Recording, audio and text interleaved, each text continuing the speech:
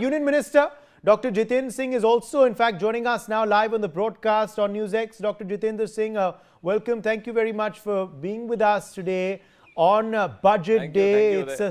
It's a Sunday, sir, but a power-packed Sunday. We're getting reactions, of course, from all quarters of corporate India and industry who are welcoming. Well said, Uday, well said. Yes, today's announcements. Your standout areas, sir, your focus areas of today's budget, what stood out for you in your opinion? What was the thrust of today's budget? Yeah, Uday, at the outset, I must compliment Nirmala ji for presenting consecutively so many budgets, 8, 9 budgets, and then that too. And also the other coincidence is that under the same Prime Minister, which has not happened very often earlier. So having said that, yes, I'm also personally feeling gratified that most of the provisions brought in this budget and most of the announcements made, the declarations made are related to one or the other department that I am connected with. So I think this is a budget which is driven by certain structural reforms targeting the futuristic parameters or the benchmarks of economic growth anywhere in the world. And this is hugely driven by technology, the cutting edge technologies. And if you ask me, I think one of the most important announcements is that of the Gati of the Biopharma Shakti. Now, Biopharma Shakti, because the view held across the world among the economists is that the next industrial revolution across the world is going to be biotechnology driven. It will be the recycling, waste to wealth, gene driven, circular economy. So there's going to be a huge paradigm shift. Like the earlier revolution was the IT driven. And therefore, India is already into it. We are not late beginners. We already have a dedicated biotechnology policy called BioE3, which means biotechnology for employment, economy and environment. And this is in the same spirit to encourage indigenous health devices, vaccines. And let's also remember that it's also addressing other issues, which are very fundamental issues. Like, for example, the increasing prevalence of non-communicable disease. We have about 11 to 12 crore of known diabetics in India today. We are detecting almost 12 lakh cancer patients every year. So, keeping that. Now, mental health is a new issue which has come to, the visible notice only the recent few years in India. We have only one NIMHANS in South, so NIMHANS 2 in North India. The second important announcement, which of course you reported very well, the Shanti Act, the Shanti Bill is in keeping with that. Yes. There will be exemption on duty for the components or equipments to be imported for use in the construction of the nuclear plant. So that's going to be a huge incentive and also encouragement for the potential investors, both domestic as well as international. Similarly, the rare earth corridors in the 4 states. Thirdly, that again, the Geospatial mission, National Geospatial Mission. Though some people may not be able to comprehend this immediately, but they are going to realize the long-term effects. Look, we are now faced with the issue of rapid urbanization happening in India. Even where you and I are sitting right now, were actually village till a few years ago. Now it's a part of the larger city called the NCR Delhi. So how to manage this urban planning with the modern methodologies, using satellites, using drones. We already have a geospatial policy in place. So it is going to be, then for carbon utilization, we have again 10,000 dedicated, 10,000 crore dedicated allocation, because that will address the environment issues, that will address the reduction of carbon emission, and therefore also has a lot of to do, yes, with the circular economy. So a whole lot of technology driven provisions which would take some time to realize, but they are for the larger benefit and longer benefit of the society across the sections. And these are all futuristic sectors, Dr. Singh. These are all futuristic sectors that have been spoken about and touched by the budget today.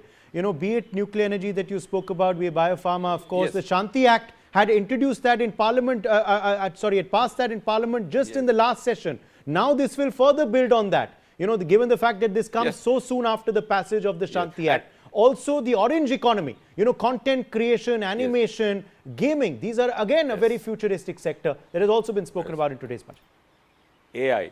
And it's also a matter of satisfaction that now we are not late beginners. We are not followers. Like, for example, the simplest example is that in IT we were left behind by about 1.5 decades. Television happened in US in 1950s. We got to see first Chitrar only in 1970 in the capital city of Delhi. It's no longer so. We are ahead of others in circular economy. We are almost at par as far as our gene cycles are concerned. So all that is related to, we are already, which is a lesser known fact, we are already number 3 in biomanufacturing in the Indo-Pacific and number 12 or 13 in the world. So we are already rapidly growing. So this is going to be a huge push even to the future economic growth of this country. Okay. The opposition though is critiquing and criticizing the budget. Dr. Shashi Tharoor is saying it seems to have missed the ball in a cricketing analogy. The union budget will just help BJP's own people, says Akhilesh Yadav. Rahul Gandhi and Mallikarjun Kharge have also hit out at the budget, the leaders of opposition in the Lok Sabha and Rajya Sabha respectively. What did you make of opposition's criticism? No, I think, see, today we live in evidence-based era. So opposition has to oppose. That is their mandate. So we don't expect them to pat our back.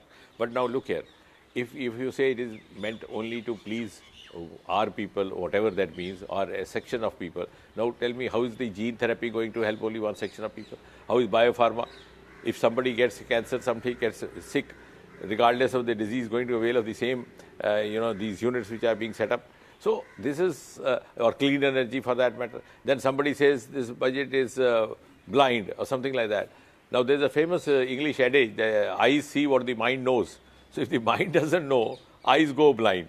So that's what I say. If you just go into the depth of it, this budget is addressing some of the fundamental issues, the fundamental areas which have a long-term bearing in the futuristic growth universally for any country for that matter. But it is glad that India is already into this.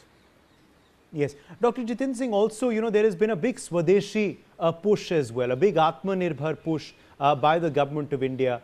Now, as far as this push is concerned, how much is today's budget going to further help domestic manufacturing, this Atmanirbhar push, further increase consumption and local demand, also offset the tariffs and the geopolitical uncertainties that we've seen in the world of today? No, of course, when we move ahead in the biopharma sector, when we move ahead in the nuclear sector, we are also improving our position geopolitically vis-a-vis other members of the World Committee. So, and this indigenous manufacturing in the bio sector, which we are already into it, this 10,000 crore is just going to give it a push, and then aligning it with private sector, which is also a new initiative by the Modi government itself. So I think there is going to be a huge amount of Atmanirbharta, reduction in the reliance on imports, and also geopolitically, because we are now dependent on the petroleum products, which are also to a large extent right now imported. So as we move on to these alternative sources, this is going to increase our independence and also our level of confidence while dealing with the other nations of the world. My final question to you, Dr. Jitendra Singh. We were just speaking with the president of an industry body, ASSOCHAM, a few minutes ago on the show, and he was saying that this is a government which engages with industry, which listens to feedback, listens to suggestions and incorporates it. He said this is a very healthy government, this is a very healthy mechanism that the government has adopted, be it the finance ministry or other ministries as well. For you, sir, after the Shanti Act implementation, before it and after it, how has been the industry outlook and industry reactions to this proposal and proposition? No, immense, huge. And also, this is a part of a larger ecosystem. Yes. Along with the Shanti Act, just before that we came out with the RDI fund, Research Development Innovation Fund, 1 lakh crore. And I think this is one of the rare examples where government has come forward to fund the private sector. Because we know even the private sector has come, is taken by surprise. They never thought that one day we'll suddenly open up the nuclear sector for their participation or space sector to participate. So to give them an initial boost, this fund is meant to be created to catalyze their initial, undertaking into this, and finally then in the noble hope that they will then be on their own in a bigger way and become healthy partners with the government. So as Prime Minister said right in the beginning in 2014, the mantra of maximum governance and minimum government, I think that is reflecting in this also. This is a government which is there to facilitate economy and also to facilitate the extensive participation of the non-government sector, be that the private sector, the philanthropists, the non-government entities, the trusts, etc. and government would be just facilitating that, so that it's a more of a whole of government and a whole of nation endeavor towards that Viksit Bharat goal. All right, Dr. Jitendra Singh, appreciate you joining us with your perspective on Union Budget, as always, putting it out very, very clearly and lucidly.